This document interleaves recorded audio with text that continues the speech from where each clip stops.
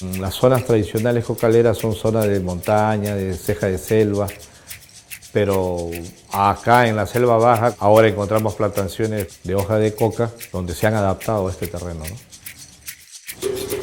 En estos momentos estamos llegando a una de las pozas que se ha podido divisar desde lo alto. Es una poza de regular tamaño.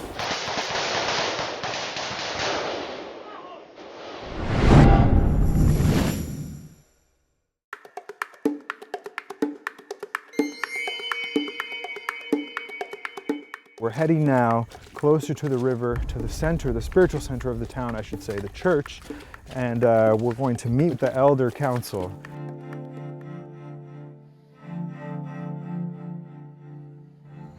Del año 1995 se ha venido migrando todos los israelitas de los 24 departamentos.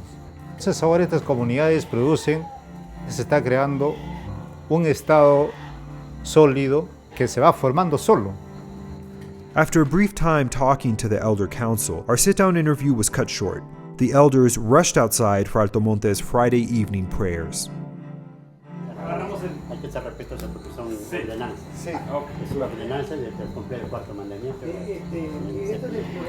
Clearly, this was an important ritual for the Altocusi, their weekly offering to God. These men literally stopped in their tracks when the music and singing at the church began.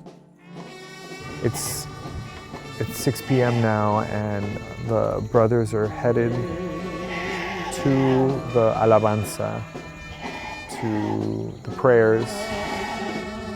Let's listen.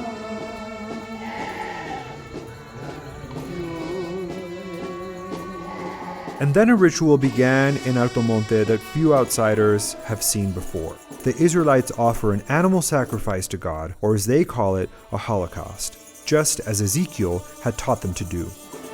The women are on one side, the men on another, and this is the sacrifice that is being offered on this Friday by the Israelites. This is about as close as I think I'll ever get to living in biblical times.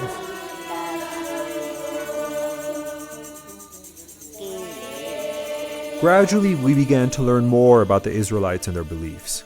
They preach the apocalypse, awaiting a new cosmic cycle where the Amazon will become a paradise, overflowing with milk and honey. They believe they have a divine right to settle and work the land.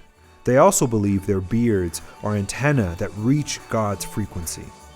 After arriving here, the brothers began expanding their settlements while also taking charge of local agricultural commerce. Today, the Altocusi are the chief suppliers of consumer produce for the Peruvian Amazon. Then something in Peru shifted. It's not exactly clear how, but coca, one of the most profitable crops on earth, began arriving in the Amazon basin, possibly from growers from the Colombian side venturing into new territory. Altomonte sits exactly here, and small farmers belonging to the church live in remote corners of the rainforest surrounding it. And that is why authorities, particularly from neighboring Brazil, say some of the group's members have become involved in the drug trade here. On this visit, we didn't see coca in the vicinity of Altomonte, so we headed to the Brazilian side of the triple border to learn more.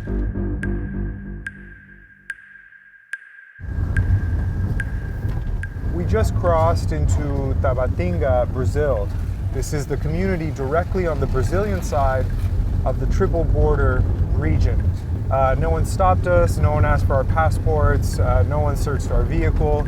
So you can kind of get a sense of how porous this border really is and the challenges that the anti-drug efforts of these three governments are facing as they face increasing coca production in this triple frontier region. Today, the triple border has become a no-man's land where few policemen enter. Between Tabatinga, Brazil, Leticia, Colombia, and a small village called Santa Rosa in Peru, barely any authorities are present. For starters, the Peruvian Amazon province of Mariscal Ramon Castilla sits next to Brazil, the world's second biggest consumer of cocaine after the United States. According to UN estimates, in the last 5 years, coca plantations in the province have grown by 400%. We met Mauro Sposito, a senior investigator with the Brazilian Federal Police. He's kept an eye on the Ataucusi in the region, and he helped us map out the situation on a large scale. Nós temos a comprovação de que os seguidores dessas seitas, que nós cremos serem fanáticos, estão plantando coca. Eu tenho as fotos, exato, dos cultivos de coca em terras deles e tenho fotos deles presos transportando cocaína. E não todos cultivam coca, alguns cultivam coca. Uma nova zona cocaleira foi implantada no Peru, nesta região do Baixo Amazonas. Nós estimamos, exato, que 1 hectare de folha de coca chega a produzir 30 quilos de pasta base de cocaína. Que esses cultivos possam ultrapassar fronteiras, nós queremos a destruição de laboratórios que produzem drogas naquela região. Nós, Polícia Federal, exato, fornecemos inteligência à Polícia Nacional do Peru para que a Polícia Nacional do Peru promova a destruição de laboratórios naquela região. Every year, the Brazilian Federal Police and Durandro, the Peruvian anti-drug agency, run a joint operation called Operación Trapecio. Durandro allowed a Vice News cameraman to ride along with them on an interdiction operation, right in the region where the Ataucusi presence is strongest. We spoke to Miguel Ángel Peric, who is Chief of Operations in the division that combats drugs in the Amazon.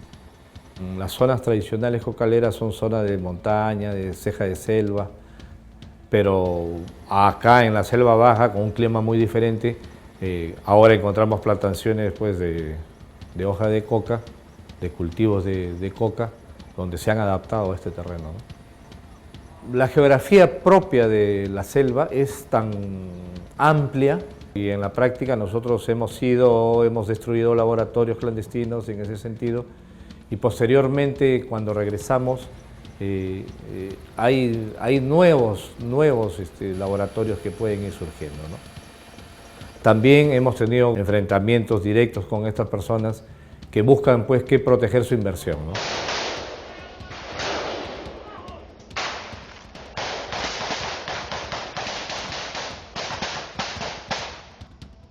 En esta parte de la selva utilizan un método que le llaman o le denominan el método del solvente o el método colombiano.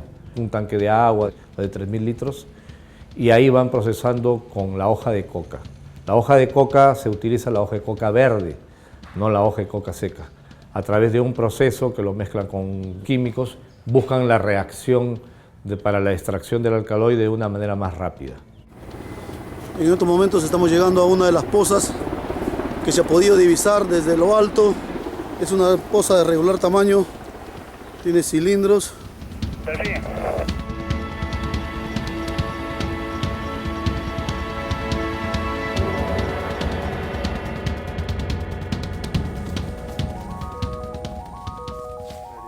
So this is what it's all about. This is a coca plantation of this illicit crop here in the lower Amazon basin of Peru, an area where 10 years ago this crop and this cultivation was completely unknown.